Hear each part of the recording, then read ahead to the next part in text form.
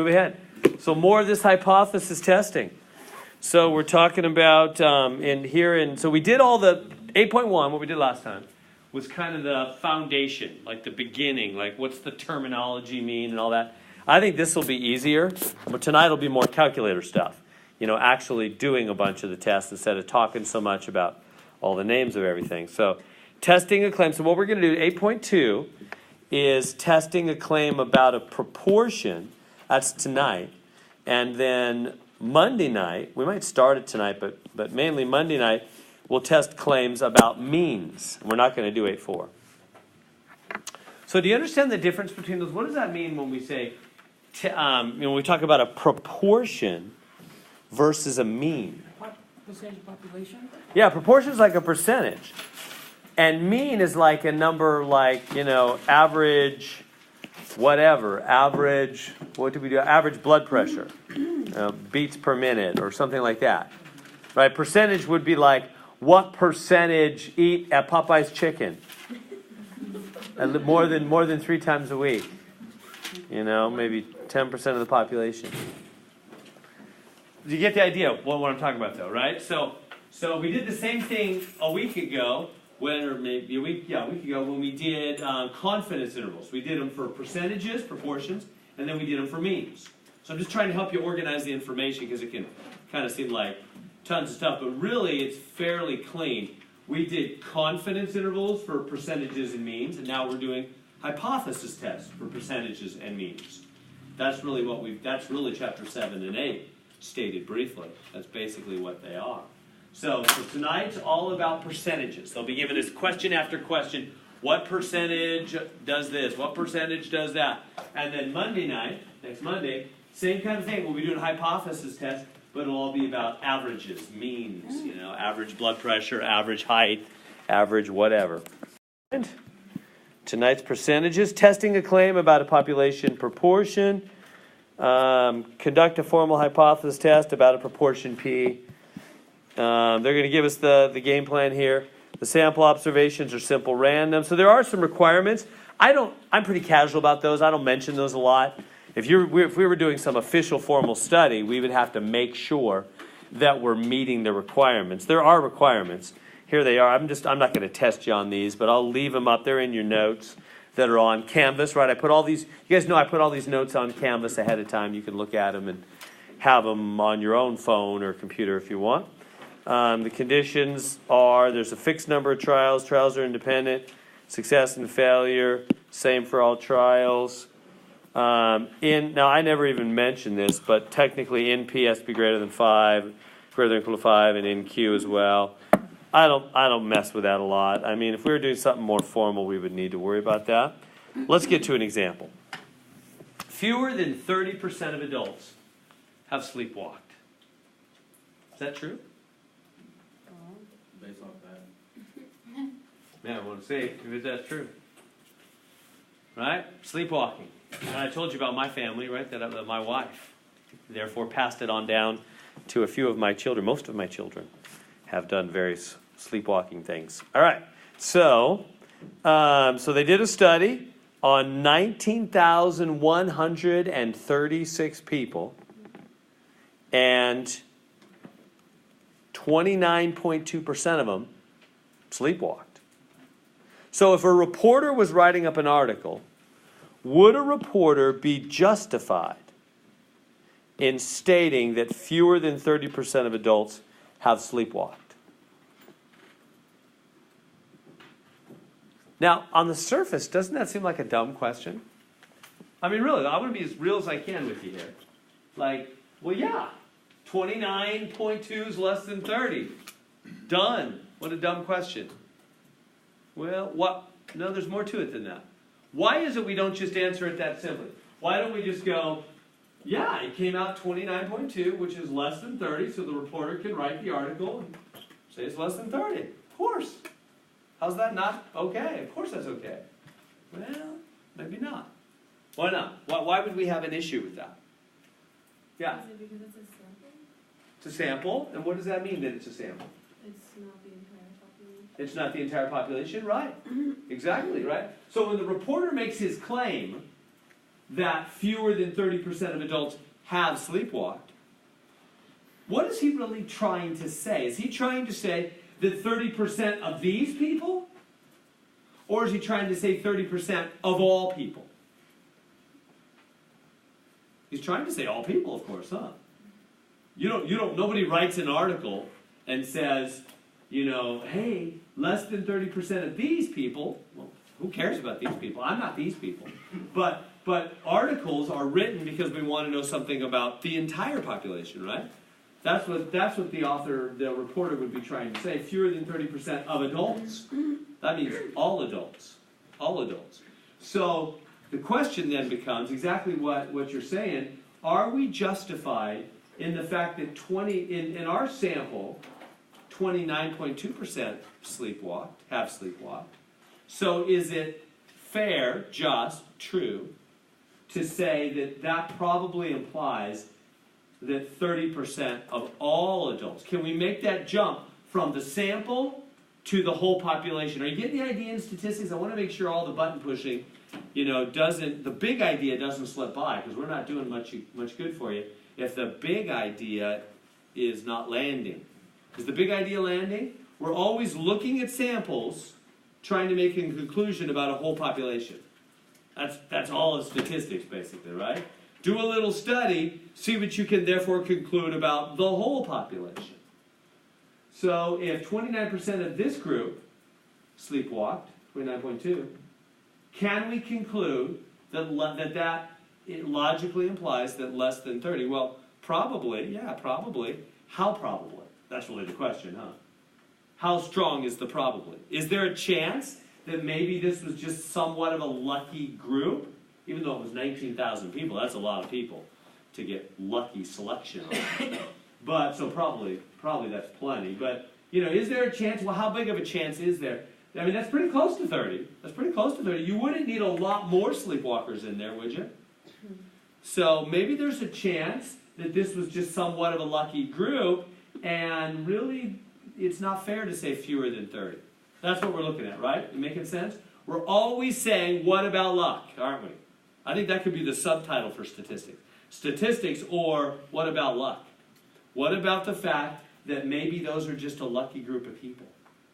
That they just happen to get a lot of sleepwalkers, or too few sleepwalkers, I don't know, one way or the other. And they're not representative of the whole population. What's the chances of that?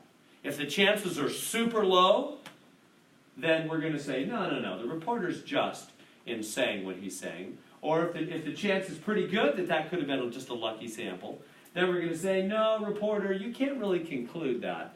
That could have just been a lucky sample. That's what we're basically going to do here. Is we're going to take those numbers and figure out what's the chance that coming out less than 30 was just due to lucky selection of people. Does that make sense? That's what we're always doing in these problems, is saying, what's the chance that we just grabbed a lucky group of people?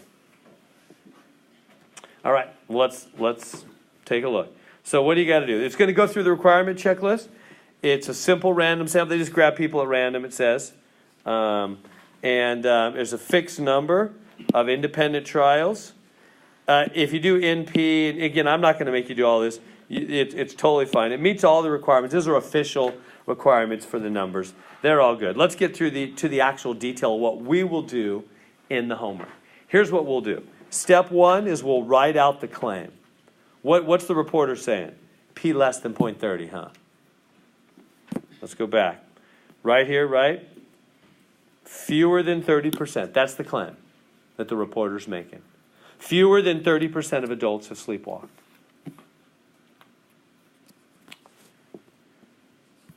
All right. So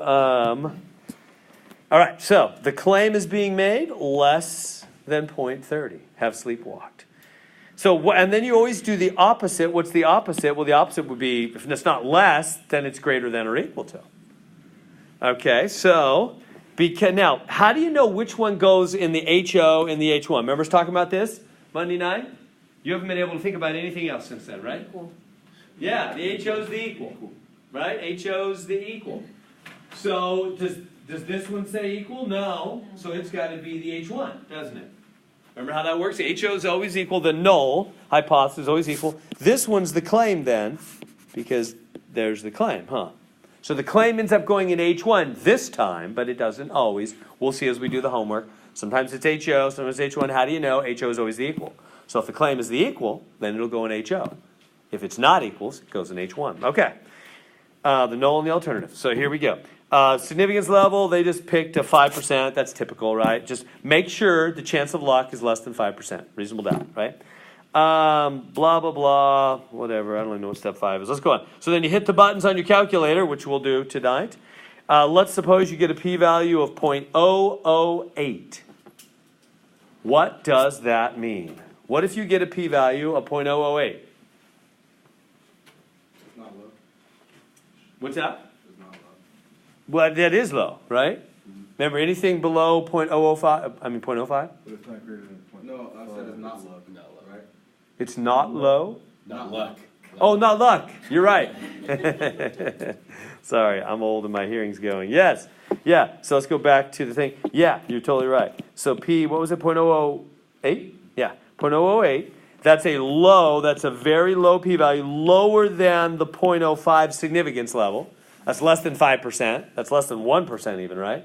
That's 0.8%, isn't it? So yeah, that's really low. And what does that mean about our conclusion with the HO, the H1? Did you get that saying that the author made? I thought it was a good little saying the author had. What did the author say? Low when the null is low. If the P is low, the null must go. That's right. I thought that was pretty helpful. I didn't use that 15 years ago. I was talking about stats. So if P is low, the HO must go. Right? So if the P is low, the null must go. So the P is low, so the null must go. So cross out the null. We're going to accept the H1, aren't we? Because that P is so low, we're going to accept the H1. So now, what does that mean? Well, that's the claim. That means we do believe P is less than 0.30, don't we? Now, would we say, when we word the conclusion, would we say there is strong evidence or weak evidence? Did you catch what I said about that? Do you remember what I said about that? Is there strong evidence or weak evidence? Yeah, remember that whenever you conclude the HO, that's always the evidence is weak. Whenever you conclude the H1, the evidence is strong. Do you remember that distinction? Do you remember that difference? It's just like the court of law with the you assume innocent until proven guilty. So if there's not very much evidence, you stick with the innocent, don't you? So in a court case where a criminal is somebody who was under criminal charges is released, that's because evidence was weak. The only time you lock somebody up is when evidence was strong. Right? It takes strong evidence beyond a reasonable doubt. Well, that's how the HO-H1 work. The HO, remember, is the assumption. The HO is like innocence. You assume HO unless evidence is strong. So the only time you're going to be going with H1 is if evidence is strong. So on this problem, when I say we're concluding H1, the P is low, the null must go, so we're concluding H1, that means there was strong evidence. If you're going with H1, there was strong evidence. Just like if you're locking up the criminal, you're saying there was strong evidence beyond a reasonable doubt. Same thing here. All right. So when we word the conclusion, we're going to say there was strong evidence to reject the null.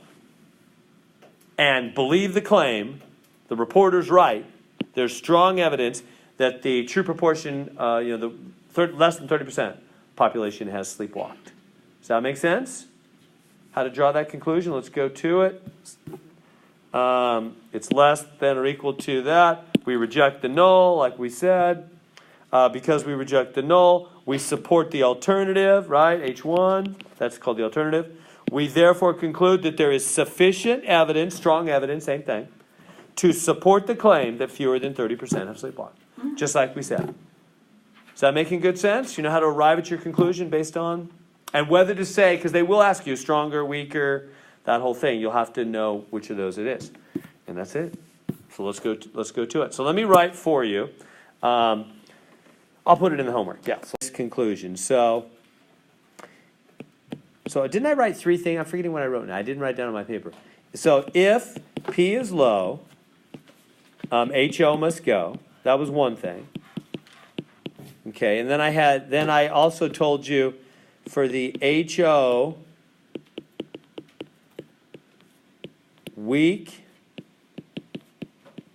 evidence leads you to stick with HO.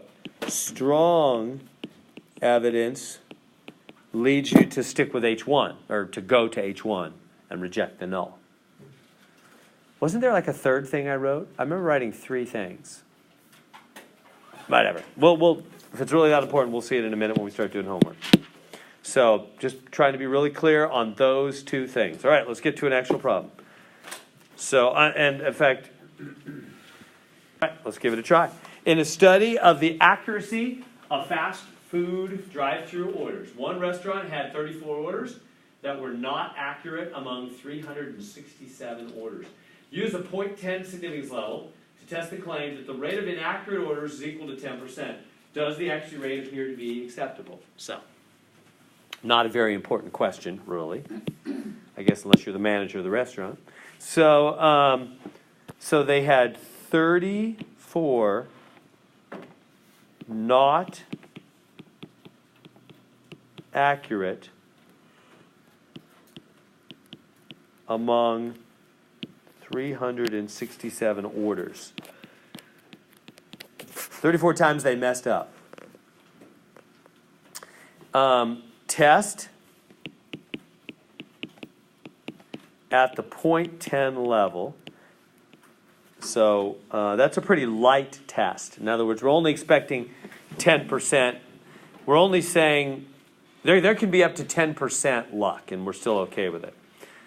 All right, so the first thing they want us to do is write the HOH1. See how they have it there? Claim. What are they even saying? There it is. Test the claim that the rate of inaccurate orders is equal to. So the claim is that the rate, here's the claim, rate of inaccurate orders is equal to 10%. So there's the claim. So what are we going to do? How do we know? First off, what is the claim? How do I say the claim in terms of a P? So the claim is what? P equals 0.10. Good. That's the claim, huh? Okay, so now how do we know if that's the HO or the H1? HO because it's equals. Exactly. So that's got to be HO because HO is always equals. And now, what does that make H1? The opposite, right? It's going to be the opposite. And what's the opposite of equals? Not equals. Does that make sense? So whatever those options it is, it looks like it's D, huh? All right, good. All right, now it says identify the test statistic for this hypothesis. Okay, so we're going to use our calculator now. So now I need to show you how to do this thing on your calculator. So let's do it. I need a fresh screen here. What did we say? So it's 34 not accurate among 367. Okay, so question number 1, 34 not accurate among 367, right? And test at 0.10. Oh, and the HO is P equals 0.10, H1, P not. So I'm just getting some more room here. Okay, so what are we going to do on our calculator? All right, so go to your calculator, and you're going to hit, so on the calculator, you're going to hit stat, and go over twice to the tests. Probably no surprise there. Before I started this class, I didn't realize how many things this thing would do. And then go on down to, are you getting the hang of reading those things? What do you think you go down to?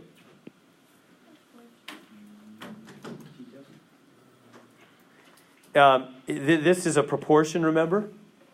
So it's going to be one of those proportion ones. Yeah, and it's only one proportion. We don't have two percentages. We only have one. So it's one proportion Z. Exactly. So it's one proportion z-test. Yeah, on my calculator it's number 5. So it might be on many of yours. Yeah, 1 proportion z. Getting the hang of reading these kind of things. We're doing a proportion. And we only have 1 proportion. We don't have 2. We'll do 2 in a week or 2, a couple weeks. Okay, 1 proportion z-test. So select that. Bless you. Okay, then it's going to ask you some questions. It's going to say P0. Get a screen that says P0, X, N. You getting that screen? So what do you think the P0 is? That's the 0.10, huh? That's what's going next to H0. Exactly. What do you think the X and the N are? 34 and the 367. That's the X and the N, yeah. 34, 367. And now, it gives you 3 options on the proportion. You see them? It gives you the not equals, the greater, and the less. So we're selecting the not equals this time. We're selecting, what the alternative hypothesis is. So select the, now make sure the not equals is highlighted. Just go on top of it, hit enter. So go on the not equals one and hit enter right on the non-equals so it's highlighted, because that's the test it will perform. And then move down. After that, just go down to calculate till calculate is highlighted, and then hit enter, and it'll do it. And here's what I'm getting. I'm getting z equals minus 0.469796, and P equals 0.6385. Y'all getting those? Yeah. And don't worry about the P hat. The P hat's the sample. Remember, we don't need that. You remember the difference between P and P hat? Well, let's move on. We'll talk about it as we go. So those are the only 2. There's some other numbers. Those are the only 2 I really need. Is those 2? So they want you to type those in. I'm going to go back to the screen. First off, it's asking for what's called the test statistic. That's this. Test statistic. We're not doing much with the test, virtually anything, with the test statistic in this class. So I just want you to know what it's named in case you ever read a study and they speak of it. That's it. So let's go back and type that in. So that'll be they want 2 decimal places, so that's minus 0.47. So minus, I round that to 2 places, minus 0.47. And then they want the p-value, which we will use, rounded to 3 places. The p-value rounded to 3 places, 0.639, right? So 0.639. Good, you getting those? And now we're going to have to draw a conclusion. But I want to make sure we're all on the same page. What was our P? Okay, so what do you think? What's our conclusion? So we always draw our conclusion by looking at the p-value. So here's the p-value. That tells us our conclusion. So what do you think? Is that low? No. No. Remember, that's the chance of luck. 64%. There's a big chance that this could just be lucky data. There's a big chance of luck, right? So the P is not low, is it? So let me write it up here. P is not low, so the HO does not go. In other words, HO is kept. Right? That making sense? Yeah. We keep it. We fail to reject. We fail to reject. That's the real words, yeah. So we're keeping HO. Yeah, and how we say it is we fail to reject. Because remember, that was the original assumption. Just like when the person under trial walks into the courtroom, you assume innocent. unless you can really tell right on their face. No, I'm kidding, like I said last time. But you assume innocent unless evidence is strong, right? So we assumed the null hypothesis, and we were not able, we kept it. The P was not low. P was not low, so the HO did not go. We keep HO, so we're keeping that. And the way we say it is, we say fail to reject. We're not rejecting the null. Fail to reject the null. We keep it. So what does that mean about the claim? What was the claim? Which one was the claim? That the rate of inaccurate orders is equal to 10%. And is that what we ended up with? No. No, we did end up with that, right? Right? So the claim was it equaled, and we ended up with staying with equals. So in this case, we assumed the claim was true. That's what we ended up doing. The claim ended up in the HO. Because I know it's kind of weird, like, hey, there's not strong evidence. Right. Well, we assumed the claim was true. We're on the innocent team this time. We're the defense attorney this time. Right? Because the claim was equals, and equals means you're the HO. You're assumed to be true. So we assumed the claim was right this time. We're part of the defense attorneys, right? We're on the assumed innocent side, and the evidence was not strong, so we stick with our assumption. We stick with the HO, which is the claim. Now, would we say there's strong evidence for the claim? Would we say there is strong evidence that this claim is true? Would that be right? No, because whenever you're doing the HO, remember, Weak evidence. it's because evidence was weak. That you stuck with the original assumption of innocence because there wasn't good evidence. So we would fail to reject HO. We would say there's not strong evidence. There's not strong enough evidence. There's not strong evidence. There's not strong enough evidence to reject the claim. Does that make sense, how I'm coming to that conclusion? There's not strong enough evidence to reject HO, which was the claim.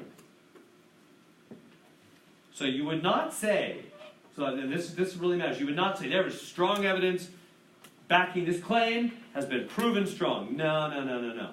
The claim was the assumption. You're just saying there was, just like a person who walked out, I told you that one case I was on, where we let the rape case and we let that guy go. If somebody said, "Did you think there was strong evidence he was innocent?" I would say, no, there wasn't strong evidence he was innocent, but there just wasn't strong enough that he was guilty. So that's what's happening here, right? We stick with the HO. The evidence was not strong enough to reject it. So that's our conclusion. Let's see how they want us to word it. Let's go through it. So first off, do we reject HO or fail to reject HO? Yeah, fail to reject. So it's either C or D. It's not A and B, huh? It's either C or D. This is still number one here. There is not sufficient evidence, or there is sufficient evidence. Was there strong? Let's go back. What was there? There was not strong evidence, right? Whenever you're doing the HO, it's weak evidence. So there's not strong evidence. So there's not sufficient evidence. So C. We good? How I arrived at that? And now let's go on to the second part here. Does the accuracy rate appear to be acceptable? Do we believe the accuracy, what accuracy rate? Well, they said that the claim was the rate of inaccurate orders is equal to 10%. Does that seem to be true? Yeah, kinda. I mean, we did accept that in the end, right? We kept the HO because evidence wasn't strong enough to reject it. Let's go see how they say that. So we know what happened. Let's see how it says. Since there is not sufficient evidence to reject the claim that the rate is equal to 10%. Since there is not sufficient evidence to reject the claim at the rate of inaccurate orders, yeah, that's right. That looks good. Of course, that's always dangerous when you like the first one. It is plausible that the inaccuracy rate is 10%. Yeah, it is plausible. Maybe it is. This rate would be too high. Oh, yeah, there's a second question. Yeah, well, yeah, I forgot their second question. They say, is this acceptable? So if you're running that restaurant, if you're managing that restaurant, is that acceptable? 10% of the orders are done wrong? It's not very good, is it? Shouldn't they do better than 10% wrong? So anyway, so that's just, we're just saying no. So that's at the end they're saying, this rate would be too high, so the restaurant should work to lower the rate. Yeah, it is answer A. Let's look at the other one and see why it's not. Why is it not B? What does B say? Since there is sufficient evidence. No, we already said there was not sufficient, huh? So see how you would eliminate B? Since there is not sufficient, and that sounds right, that is right, to reject the claim that the rate of inaccurate orders is equal to 10%, it appears that the inaccuracy rate is acceptable. Oh no, so the second part, it's not acceptable for the restaurant doesn't want 10% of their orders being messed up. That's still not acceptable. So that's kind of weird. They're getting specific there. At the end, since there is sufficient, no, there's not. So yeah, so it is A. Are we good on that? Are you okay with all those words and how I honed in on those? The words are a lot of the battle here. We good? Anything I can answer? So it's all about, in the very end, if you're going with HO, you have weak evidence. If you're going with H1, that requires strong evidence. And then just be clear where your claim is. Okay. We good? So move on? Just the reading would use up our time. Assume that adults were randomly selected for a poll. They were asked if they favor or oppose using federal tax dollars to fund medical research using stem cells obtained from human embryos. Of those polled, 482 were in favor, 402 were opposed, 116 were unsure. A politician claims that people don't really understand the stem cell issue, and their responses to such questions are random responses equivalent to a coin toss. That's kind of a funny thing to say. Okay. Exclude the 116 subjects who said that they were unsure, and use a 0.01 significance level to test the claim that the population of subjects who responded in favor is equal to 0.5. And what do the results suggest about the politician's claim? Okay. A lot of words. So where do you start? When you read that big old huge paragraph, it can just be easy to be confused and not know where to start. Where do you start on these things? Claim. The claim. Yeah, what are they saying? Or where they say test or claim. So they're saying that, there it is. Test the claim. There it is. That's where you really want to start, right? Test the claim that the proportion is equal to 0.5. So let's write that. Claim. What am I going to write? Equal. P equal 0.5. Making sense? So just latch on to those words. Just start with those words. Latch on to those words. The claim, proportion, equal, 0.5. Boom. All right, now can you write the HOH1? From there.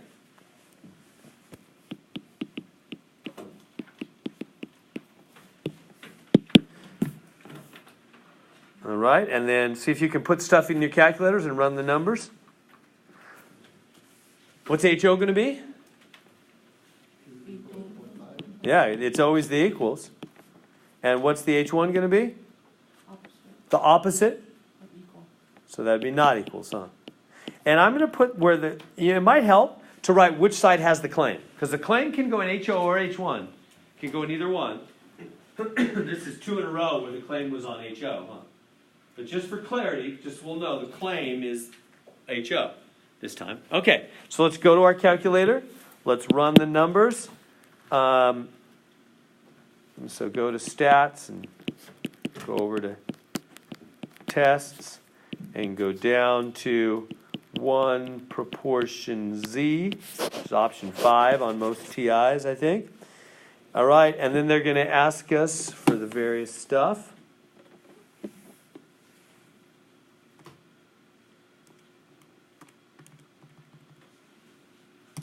And it's going to ask you for the PO, the X, the N.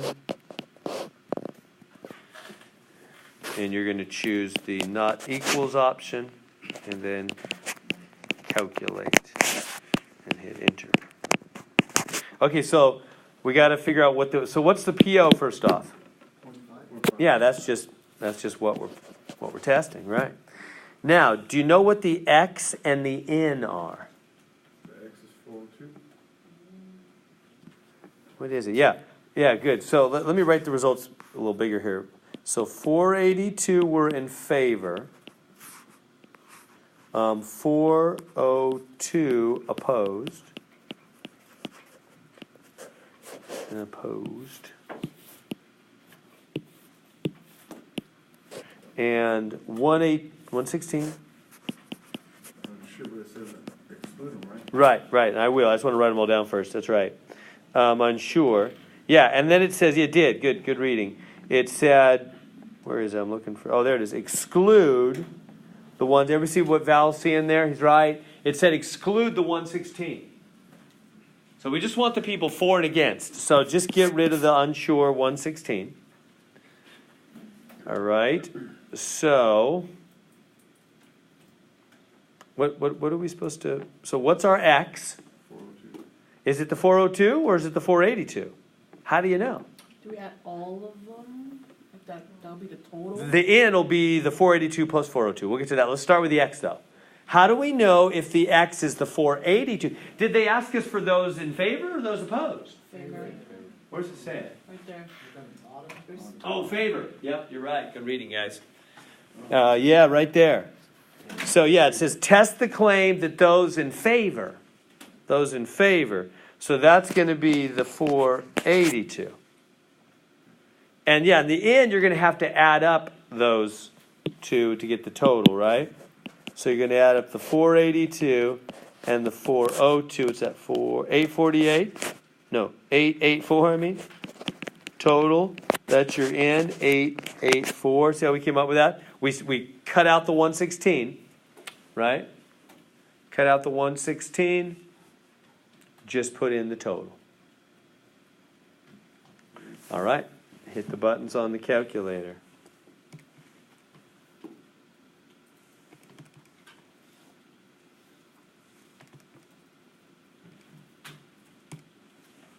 And calculate it.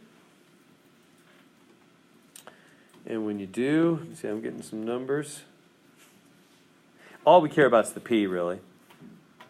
That's what's going to give us our conclusion. So I'll write it over here. I'm getting P equals... Oh, and by the way, you don't want the P hat. Don't confuse P with P hat. What's P hat, and how's that different? Yeah, P hat, anything with a hat on it, is what came out of the sample. Don't confuse that with the P value, the probability of luck. So the P, just the straight P, is the first one in the list. I got 0.007. Oh, they want the Z's test statistic also, don't they? The Z is, what is it, 2.69? You getting that? So they want 2.69 here for Z. The P value is 0.007. Right there. They want them both, it looks like. Getting those? 2.69, 0.007? Yeah, don't throw in the P hat. All the P hat is the calculator just took 482 and divided by 884. It just gave us the percentage that was in favor of the sample, right? Hats are always samples. We don't want that right now. So don't grab the P hat. Stick with the P. Okay, so is that good? So what does that mean about our conclusion? Let me give you a second rather than me just... We ask ourselves, when we're ready to make a conclusion, what question do we ask ourselves? Is P value low? Is the P low? Yes. So is the P value low? Yeah, 007, that's really low. Are we taking the p-value in comparison to that 0.01? No, good question. Oh, yes, exactly. Because that's the significance level. You're right. Yeah, when we say low, we mean lower than the significance level. Well said. You're right on that. So 007, that's lower than 01. I have a little room here. Yeah, you're always comparing it to the... So it's lower than the 0.01 significance. So that means the results are significant. That's why they have that name. They're saying this is significant, meaning this is something. This isn't just luck. This is a strong result. This means something. That's what they're saying. So if you're lower than the significance level, you are significant. So if the P is low, the null must go. So the null is out. So that means strong, right? Whenever you're ending up with the H1, you're saying evidence was strong. It was significant. That's why the P, there was only a 7% chance, or no, that's 0.7% chance of luck. Very low chance that these could just be lucky results. Those are strong results. Very unlikely that it's just lucky results. So strong evidence. So are we accepting the claim? I understand we're going with H1, right? We all got that, right? The P is low, we reject the null, we're going with H1. So what does that mean about the claim? Are we going with the claim or not? No. No, because the claim, Mike, what's that? Claim equals 0.5. Yeah, the claim was the HO. That's why I wrote it there. It was equal. And we're saying no to that. So we are rejecting the claim with strong evidence. We are very sure the claim is wrong. Aren't we? We have strong evidence that the claim is wrong. So that's our real. What was the claim? It was the politician saying that these people are just answering like a coin flip. It's just 50-50. They don't even understand the question. They're just answering like a coin flip. It's 50-50. It's 50%. And we're saying, no, it didn't come out 50%. We're strongly rejecting the politician's words. Evidence is, by the evidence. So let's go to the other screen. Okay, here we go. So, first off, are we rejecting HO or failing to reject HO? Yeah, if we go back, we rejected, right here, we rejected HO, didn't we? P was low, and we rejected, the null went, the null must go. So we're rejecting HO, so it's not B, it's not C, it's not fail to reject, it's reject. But of course, there's always two of them, huh? Which one's right? Let's read A. There is not sufficient evidence. Is that what we concluded? There was not sufficient evidence? No, we said there was strong evidence. So it's not A, it must be D. There is sufficient evidence to warrant rejection of the claim. Yep, we did. We rejected the claim. That responses are just like a coin toss, 50-50. Yeah, there was strong evidence to reject the claim, right? Right here, we crossed out the claim. Okay, how about the next one? What does this suggest about the politician's claim? Yeah, let's read through them. The results suggest that the politician is correct in claiming. No, that's not right. The results suggest that the politician is wrong in claiming the responses are random guesses. Yeah. The results suggest the politician is doing his best. No. Those are inconclusive. Yeah, so it's B. We good? This making sense? Not too bad? Better than last time?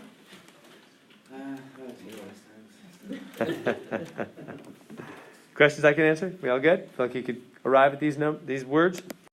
Suppose that in a random selection of 100 colored candies, 20% of them are blue. The candy company claims that the percentage of blue candies is 27%. Use a point significance level to test that claim.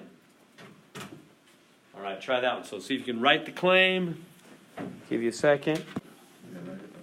So let's talk about it. See if we're getting the same thing here. So the claim is what? What is the claim? P equals 0.27. Yeah, the company claims that the percentage is equal to 0.27. Yeah, so the claim is the P equals 0.27. Good, I'm just getting that right out of the words. Claim is the P equals 0.27. Now, HO, H1. So what is HO? Always equal. Boy, we've had like 3 in a row that do this, huh? They really don't always do this. I think they're trying to emphasize something. I guess so. And what's the H1? What's the alternative? Not equal. Not equal. Okay, now, so then you go to your calculator, And when you go to your, you hit stat button, and go over to tests, and down to 1 proportion z. And then when you do, it asks you for the p0, the x, the n. Now I want to make sure, let me say a few more words about these so that it's easier for you. So first off, the p0, what is that little sub-zero reminding you of? The null. It's this guy. Always, automatically. Just put that in right there. That's what the sub-zero is telling you. Go grab what's next to h0. So that's the claim, or that's the h, I should just say, that's the h0. Does that make sense? So automatically, what you put on the p0 is the h0. They're saying, what's the proportion assumed here? That's what they're saying. That's just automatic. Now, the x and the n can be a little more tricky. So for the x and the n, what they are from the sample. So the x and the n are from what actually happened. Do you get what I'm talking about? They're making a claim, and then they grab a bunch of M&Ms and see if it fits, right? So there's what they're claiming, and then what actually happened, the sample. So they're claiming that it's equal. Oh yeah, and let me write where the claim is. Here's the claim. It's always good to put which one the claim is, H O H1. So the claim in this case is HO. Okay, so they're claiming it's equal to 0.27, but what actually happened when they emptied the bag of M&Ms and counted them is they had 100 M&Ms and what is, I can't even see it on my screen, 28% of them were blue, at least on my problem. So what actually happened is 28% of the 100 were blue. That's what actually happened. Not what they're claiming, but what actually happened when they counted the M&Ms, right? See the difference? And what I'm talking about? So, again, the P0 is just automatically the H0 every time. But what are the X and the N? They're the results of the sample. The N, let's start with him. He's always, as you know, the total, huh? He's always the total number of whatevers were in your sample. So what's that in this case? That's 100, right? They looked at 100 candies. And then the X, what is that? That's the number in the sample that fit the claim. I haven't written it out that carefully up to now. It's the number in the sample that fit the claim. What do I mean? What am I talking about? Well, they're claiming something about how many candies are blue. So in the sample, how many actually were blue? 28%. 28% of 100. Which is 28. Which is actually 28. It's 28. Does that make sense? Ken? Okay, yeah, hold on. Let me make sure this is good first, and then I'll get to that. So does everybody see now? It was different in the question we did a minute ago with they're in favor and they're against. Let's go back to this one and see the difference. Here, they were saying 482 were in favor of an issue and 402 opposed it. That was the sample, right? So to find the N, I needed to add them up. That was the total number of people. And then how did I know which one was X? It was according to the claim, right? It had to be according to the claim. And the claim was the people in favor. So I put the favor number there. All right. So let's go back to this. And Kim, what was your question? It's on the next one. Oh, okay. We'll get to that in a minute. So everybody good with how you find the X and the N? Is that making sense? So again, the X and the N come from the sample. The N is the total number you sampled. And the X is the number that did whatever you wanted to happen. In this case, blue M&Ms. 28 blue M&Ms. Right? It was actually 28 M&Ms. You don't put 0.28 here because it was 28% of 100 M&Ms, which means it was actually 28 M&Ms out of 100. I tried putting 0.28 and it didn't let me go. Yeah. So that makes it, if you want like an official way to do it with the math, it's 0.28 and of is times 100, which comes out regular 28. I don't know if that helps. Of means times. So 28% of 100 is 0.28 times 100 is 28 actual M&Ms. Yeah, you don't put decimals here. You put the actual, well, you will in Monday, so best I don't say it that way. You put what they're actually talking about. In this case, how many M&Ms out of 100 were blue? There wasn't 0.28 M&Ms. That'd be less than 1. There were 28 M&Ms that were blue out of 100, right? That good? Hit the buttons with those numbers, and you got to choose the not equals and enter for the calculation. I'll do it as well. I don't know if it's any help to you. Let me see. Well, it's good to see the numbers, I guess. So it's 0.27, and it was 28 out of 100. Not equals. Calculate. So I got, what did I get? I got a z value, a test statistic that's 0.225, so 23, and a proportion that's 0.822 when you round to 3 places. Did you get that?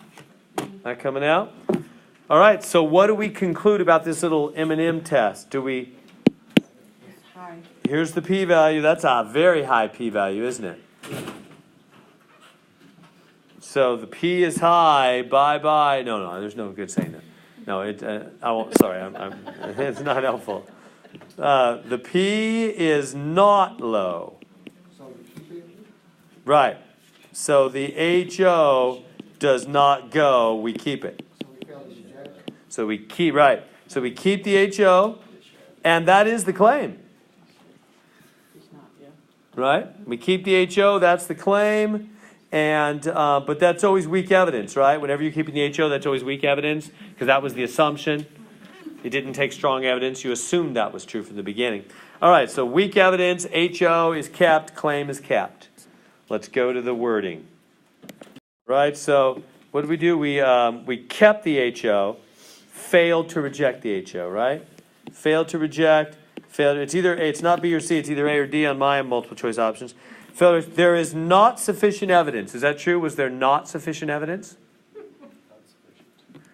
That's right. The evidence was weak, wasn't it? The evidence was weak. So not sufficient to reject the claim. Yep. There it is. The other one says there is sufficient. That's not right. There was weak evidence. There wasn't enough evidence. Sufficient means enough. There was not enough evidence, right? We good? Getting more comfortable? Suppose 207 subjects are treated with a drug that is used to treat pain, and 55 of them develop nausea. Use a 0.10 sequence level test claim that more than 20% users develop nausea. All right, give it a go. Write your claim, your HOH1.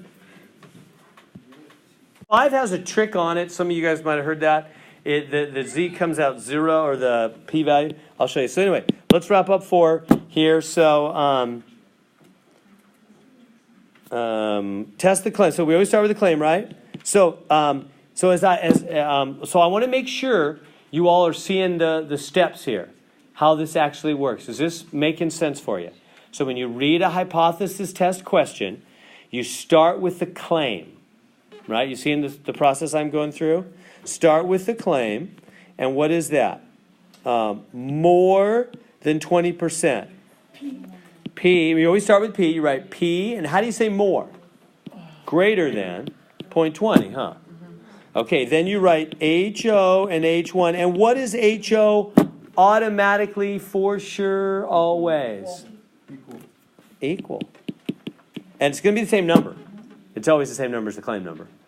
So that makes it, I mean, it's 0.20. No, it's not a different number, but it's equal. The HO is always equals. Okay, so which means the claim must be the other one. Must be the H1. And I'll write claim next to it. Does everybody see how I came up with that conclusion? Everybody see what happened there? So again, if the claim said equals, then it would be the top one, because the top one is always equals. You tracking with me? Do you see how we know it's that? Let me go back and make sure this is making sense. So see on the last question, the claim was equals. So the claim was the top line. And when the top one is equals, if that's the claim, the opposite of that is not equals. Because you might wonder, why, Mr. Heron, did the H1 here is not equals, but then on this other one, it's greater? Like, how do you know? Why this time is it equals and greater, but last time it was equals and not equals? How do you know? Do you know the answer to that question? How am I coming up with that? Let me go through the process again with you. I start with the claim. And, right? And HO is always equals. That's without exception. And that is the claim, so I have nothing else to put here. So I do the opposite of equals, not equals. Whereas on number 4, again, HO is always equals. But this time, why don't I put not equals here? Because I have something else. I have the claim, which is greater. See the difference?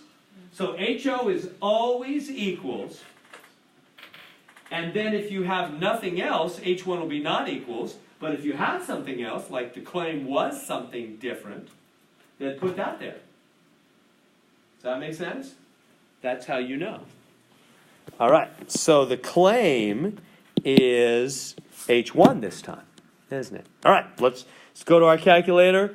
You hit the buttons, and what you get the PO and the X and the N. The PO is always the HO, 0.20. The X is, and the N, remember, they're from the sample. They're what actually happened. 207 subjects, 55 of them got 6. So 55 out of 207, huh?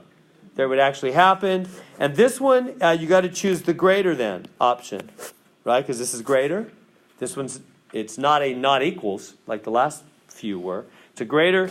Hit calculate. I'll do it as well. What is it? 0.2 and 55, 207. Greater. Calculate. I'm getting my Z number came out to be 2.36.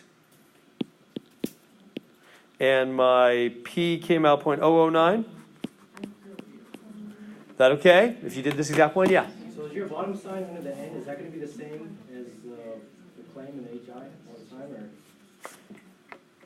Say that one more time. Is your, the sign underneath the N, is that going to be the same as the claim all the time? That's the same as H1. It's always going to be the same as H1? Yeah, which may or may not be the claim, but it's always H1. Yeah, it's always the same as H1. Yes. Yeah, good question. That's always the same as H1. Yeah. Is that good? So is that a low P? Yeah, that's low. That P is lower than the 10%. Right? So that's 0.009 is certainly lower than 0.10. So the P is low, the HO must go. So cross out the HO, keep the H1, which was the claim, and that's always strong evidence.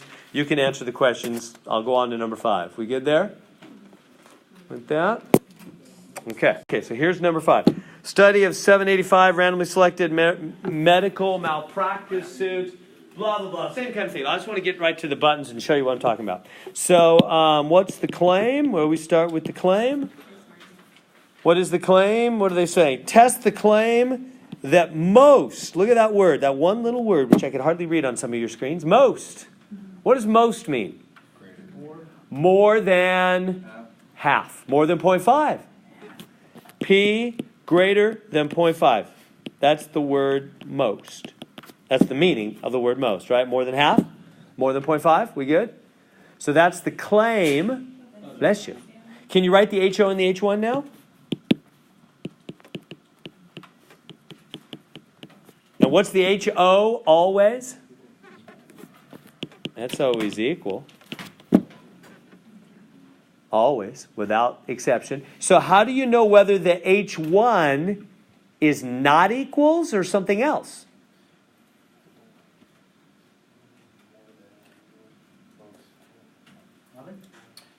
So what's going to be the H1? So we know the HO is always equals. We know the HO is always equals. But now is the H1, sometimes it's not equal, sometimes it's, how do you know? It's the same as the same. If you have something else, then it's that. But if I didn't have something else, right, if the claim was equals, and these were both equals, and I didn't have something else, this would be not equals, wouldn't it? Everybody seeing that difference? That's why you've got to start with the claim. Don't just start with HO right away. Start with the claim. Write the claim.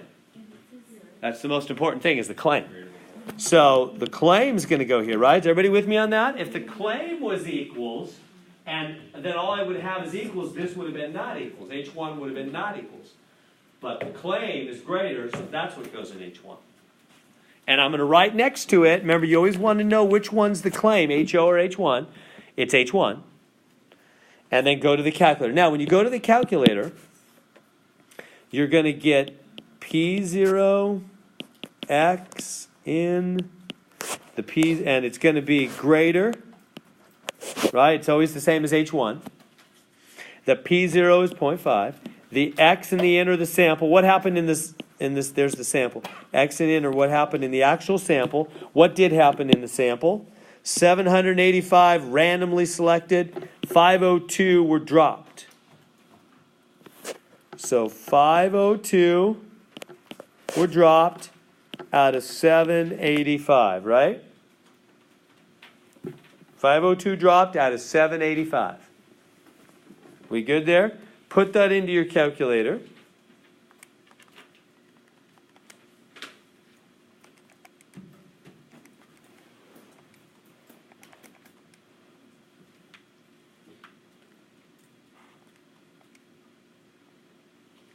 And when I do it, I get a Z value that is 7.82. Did y'all get that? Mm-hmm. And the P value, I'll write it right here. The P value says 2.74, blah, blah, blah, blah, blah. And then there's an E minus 15. Do you see that? Mm-hmm.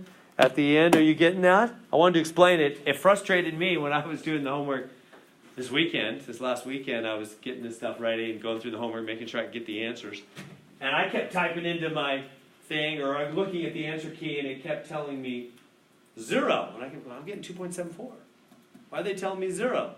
Because I wasn't looking at the back. I should know better. What does that mean? That means exponent. That means times 10 to the minus 15 power. Meaning that they're saying that the exponent on a 10 is minus 15 power. Anyway, long story short, that means decimal needs to go back 15 places. It's effectively a 0. In other words, they're saying that you've got to take that. I don't have any room here. You got to take that 2.74 and you got to move this right here. Means move it left. That's why the negative. If it was positive, it would mean move to the right 15 places. That would be a huge number. But if it's negative, negative is left, positive is right. Move it left 15 places. So 1, 2, and then the other 14 places. 1, 2, 3, 4, 5, 6, 7, 8, 9, 10, 11, 12, 13, 14 zeros. Bless you. So there's the actual number. It's 0.000000000000274. It's 0. It's effectively 0. That's what that is. It was frustrating me. I don't want it to use up hours of it didn't use up an hour of my life, but it used up about maybe a half an hour, 20 minutes of my life. Going, what is this thing's problem? The problem was mine. It's 0. That's the way the calculator tells you 0. So watch that. It's just easy not to see it because you're just looking for those first 3 digits. That's why I missed it. You're not looking at the back of the number. You don't even care what's back there. But if there's an E with a negative, you do. What that means is this evidence is so strong. Look at that number, 502. That's way more than half. That's way more, right? They're not even 800. So anything over 400 is more than half. This is over 500. That's way more. They're saying it's for sure. There's no chance of luck. That many people, you got that many, that's certainly more than half. It's super strong evidence is what that means. Super strong evidence. Is that good on that? So you conclude the rest. So the P is super low. So the P is low. The null must go. Cross out the null. Keep the H1. Keep the claim. And it's strong, super strong evidence for the claim. We good? Questions on that? So I guess that happens on number 11. Well, it might be different for different people with the numbers, but it might happen for you again on number 11. Number 10. All right, this one's a little different. Not a lot, but we did one like it, but let's try it. It'll be a little different than anything we've done tonight. Barely. Trials in the experiment with a polygraph include 99 results that include 22 cases of wrong results, 77 cases of correct results. Use a 0.05 students level to test the claim that such polygraph results are correct less than 80% of the time. Identify, blah, blah, blah. So, all right. So it's a polygraph test, truth, lying, and dishonesty and all that. So, start with the claim. So test the claim that the results are correct less than 80%. So the claim is P is less than 0.80, huh? We good there? See how I picked that out? Just grab the words around the word claim. Claim is P is less than 0.80. Now can you write your HO and your H1?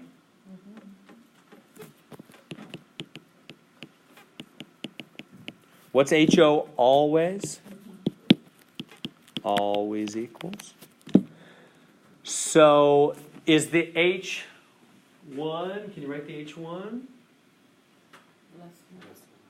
Yeah, how do you know if the H1 is going to be not equals?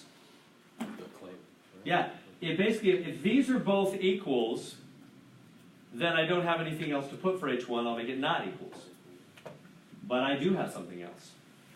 I have less. So I put that in. Does that make sense? Okay. So now go to your calculator. And we're going to grab the P0. That's easy. 0.80. The X and the N might be a little more tricky, though. So see if you can find the X and the N on this one. I'll give you a second. I can bring those words out if you want. What does it say? It says 99 results, 22 wrong, 77 correct. 99 results, 22 wrong, 77 correct. So, Mr. Harewood, would we add the 22 cases and the 77 cases? Well, yeah, let's start with the N. What is N always? In every statistics problem, not just these, but every time. What is N always? Total number, huh? So what is the total number? Yeah, it's 9. They've already added them for us. Yeah, we can just grab the 99. That's what you would get, though. You're right. If you added 7722, you get the 99. They already did it for us. Okay, so that's the N. N is always the total. What is the X now? Is it the 22? 77. Or is it the 77? How do you know? Yeah, you read what the claim says. It's all in the words. What do the words say? Correct. The claim is about how many are correct. So the 77, huh? They could have said how many wrong, just as well, right? All right, so and which way are we going to go for the, it's less, huh? Because it's always whatever's H1. So choose less, hit the buttons.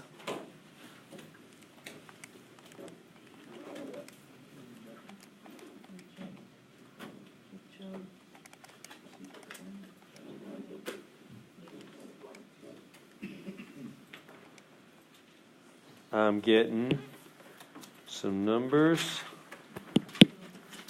I got Z as minus 0.55 and P is 0.290. Did you guys get that okay? Am I coming out? So is that P low? What level were we supposed to test at? What was the significance? Oh, 5% right there, huh? So yeah, that's 0.29 is not low. So it's not low. HO does not go. So we keep a. Oh, I forgot to write which one's the claim. It's the bottom one. It's always. I think it's helpful to write whether it's HO or H1 that's a claim. HO does not go. We keep HO, don't we? Right. I forgot to write that the claim. It's good to put whether the claim is next to HO or H1. Claim is H1. Anyway, the p-value is not low. It's not lower than 0.05. Right? If the p is low, the null must go. The p is not low, the null does not go. We keep the null. Is that strong evidence or weak evidence? What is it always when we keep HO? It's weak evidence, huh? Because that's the original assumption. You didn't need evidence to conclude that. The evidence must be weak because we're not moving off the original assumption. So what does that mean then? Do we fail to reject or reject? Fail to reject. We don't reject the null. There is not sufficient evidence, right? There's weak evidence. There's not sufficient evidence to support that claim. Leonardo. The p-value is 0.2902. What's that? Oh, they want 4. Thank you. I didn't even notice that. They suddenly changed the game on us. They want 4 on that one. Thanks. Good eye. 4 decimal places. 2902. All right.